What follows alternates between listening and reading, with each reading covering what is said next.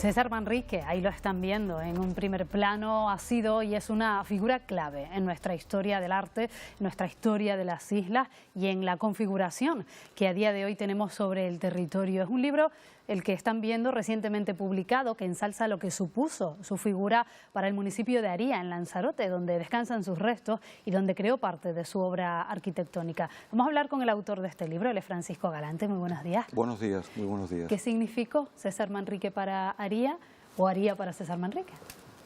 Es que yo creo que César Manrique es parte indisociable de Aría y de Lanzarote, ¿no? Y entonces hay como una entropía entre el lugar y la belleza, ¿no?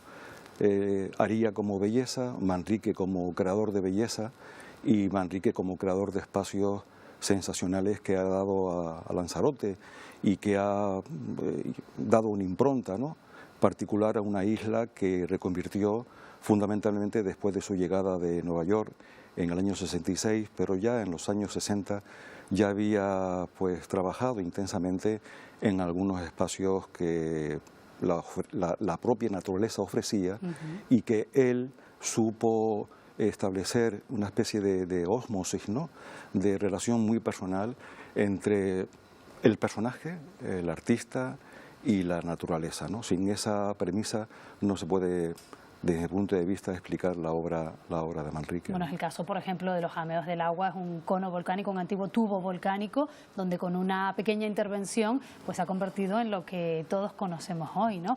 ¿Qué Lanzarote imaginó César Manrique? Bueno, Lanzarote era antes de Manrique, digo antes de que Manrique regresara a Nueva York, una isla pues inhóspita desde el punto de vista económico. Era una isla donde la gente emigraba hacia otros lugares de las islas en busca de una esperanza, de una mejor vida, ¿no? Y a partir de su regreso definitivo en el año 66, pues la isla se reconvirtió, ¿no? De tal manera que hoy, o desde entonces, no se entiende a Manrique sin Lanzarote, ¿no? Es una especie de simbiosis entre el artista y el paisaje, ¿no?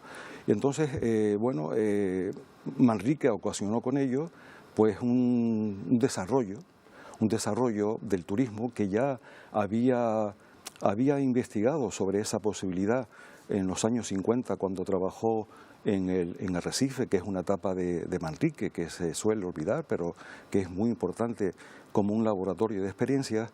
Y a partir de ese momento del año 66, pues el turismo pues fue capital para Lanzarote, para Canarias, pero Manrique se anteponía al futuro, ¿no? Y vio que el espacio, el sueño, la utopía se podía degradar. Y de hecho hoy vivimos en un mundo de la distopía, ¿no?, donde el turismo masivo, pues está afectando gravemente no solamente la obra de Manrique, sino la obra del territorio en general. Y entonces, bueno, es un fenómeno global, evidentemente, pero que tenemos que tener mucho cuidado con esa masificación turística, no desdeñando, que evidentemente no negando la importancia que tiene el turismo para Canarias, ¿no? Usted es un gran conocedor de la figura de César Manrique, de hecho se conocían desde hace mucho tiempo. Sí, bueno, tuve el privilegio, ¿no? Yo he tenido suerte en mi vida, ¿no?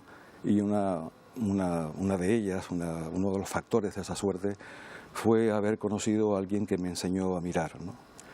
Es distinto ver que mirar, ¿no? Porque Manrique tenía una apreciación, evidentemente yo nunca llegué a la mirada de Manrique porque yo no soy artista. Él fue un hombre privilegiado, los artistas tienen la capacidad de ver, de mirar más y mejor que los demás, por eso son artistas, no los demás somos simples mortales. Los artistas pueden cambiar el mundo, tienen que cambiar el mundo, y Manrique es mucho más que un artista a la usanza, ¿no? La complejidad de Manrique, el análisis de la obra de Manrique es muy, vamos a llamarle, muy poliédrico, ¿no? Tiene muchas vertientes, abordó todas las disciplinas del conocimiento artístico, pero al mismo tiempo intervino en la protección del territorio, intervino de forma, yo creo que una defensa a ultranza desde los años 60 y los años 70 y 80, precisamente en Aría, cuando se quería vender una gran cantidad de terreno del Malpaís de la Corona, pues Manrique tuvo yo creo que una importancia capital como defensor a ultranza de ese paisaje, y de hecho pues ese paisaje sigue intacto, ¿no? Es lo que le iba a preguntar, ¿cree que cumplió su objetivo? Hablaba usted de ese debate hoy en día, del número de turistas, de si se le debe poner más límite o no, de esa simbiosis al final entre el turismo y el respeto al entorno, ¿cómo Claro. conseguirla? Bueno, evidentemente no hay una saturación, hay desde mi punto de vista un desbordamiento, ¿no?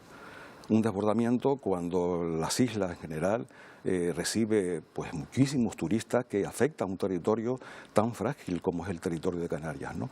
Insisto que este fenómeno es global, ¿no? Las imágenes de los transatlánticos, 5 transatlánticos al mismo tiempo atravesando el Gran Canal de Venecia, también es impactante, ¿no?